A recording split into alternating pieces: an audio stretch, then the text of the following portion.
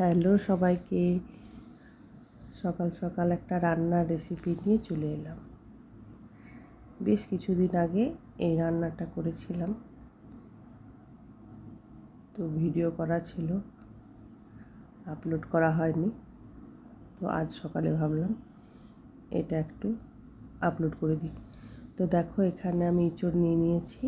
তো ইঁচড়টা কেটে দিয়েছে হাজব্যান্ড, অনেকটা হেল্প করে দিয়েছে, কারণ এটা কাটতে আমার ভীষণ শক্ত লাগে। তো ও কেটে ছোটো ছোটো পিস করে ছুলে দিয়েছে, আর হলুদ মাখিয়ে রেখে দিয়েছিলাম যাতে কালো না হয়।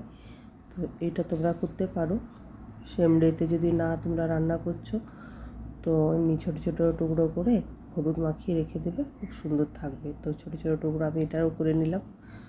তো এবার আলু কেটে নিচ্ছি। তো এই আলুগুলো না এখন ভীষণ মিষ্টি হয়ে গেছিলো যে সময় বানিয়েছিলাম। এখন তো নতুন আলু উঠেছে, নতুন আলুর সঙ্গে তো ভীষণ ভালো লাগে। তো এটা একটু মিষ্টি মিষ্টি আলুটা হয়ে গেছে, পুরোনো আলুটায়। তো যাই হোক, এতটা আলু আমি কেটে নিয়েছি। পেঁয়াজ কাটবো এবারে। তো এই ছুরিটা আমি ইউজ করি না, তো এটা দিয়ে আমি পেঁয়াজটা কেটে নিচ্ছি।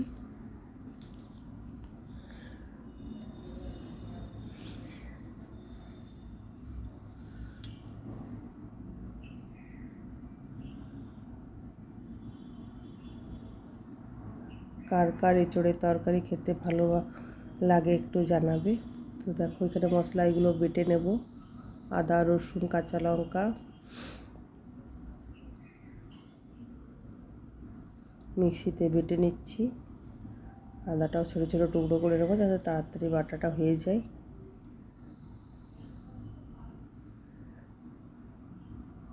গোলমরিচ দিয়ে দিলাম। এবারে একটা প্যানের মধ্যে তেল নিয়ে নিচ্ছি।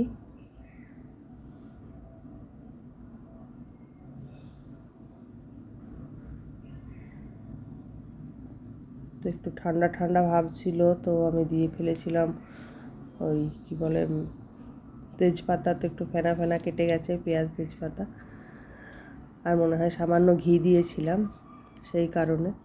আলুগুলো ভেজে নিলাম একটু, তার উপরে এঁচোড়গুলো দিয়ে দিচ্ছি। এটা ভালো করে ভেজে নেব।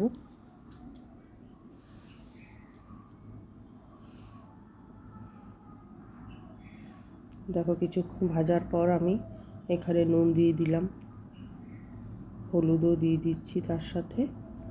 তো আবার একটুখানি ভেজে নেব।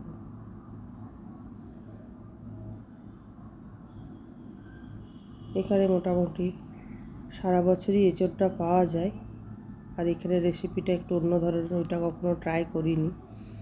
তো এবারে বাটা মশলাটা দিয়ে দিলাম, যে আদা, রসুন, কাঁচা লঙ্কা আর গোলমরিচের পেস্ট করেছিলাম, আর তারপরে জিরে ধনে গুঁড়ো দিয়ে দিচ্ছি। ভালো করে এটাকে কষতে হবে। টমেটো দিয়ে দিলাম এই সময়। ব্যাস, হাফ কাজ তো শেষ। এবার আস্তে আস্তে কম আঁচে ঢাকা দিয়ে দিয়ে এটাকে আমি কষে নেব। বারবার খুলে খুলে নাড়িয়ে নিচ্ছি।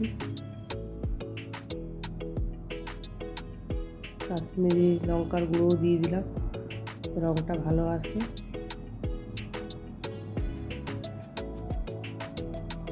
কষা শেষ হয়ে যাওয়াতে গরম জল রেখেছিলাম করে, তো সেটাও দিয়ে দিলাম। কষতে কষতে আলুগুলো সেদ্ধ হয়ে গেছে। এঁচোড়টা এখনও সেদ্ধ হয়নি, এটা একটু সেদ্ধ হবে। তো কম আছে রেখে দিয়েছিলাম। দেখো, প্রায় প্রায় রেডি হয়ে গেছে।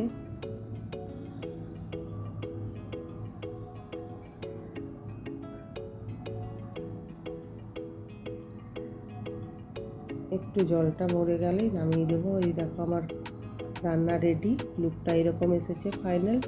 কেমন লাগলো জানাবে। Thank you.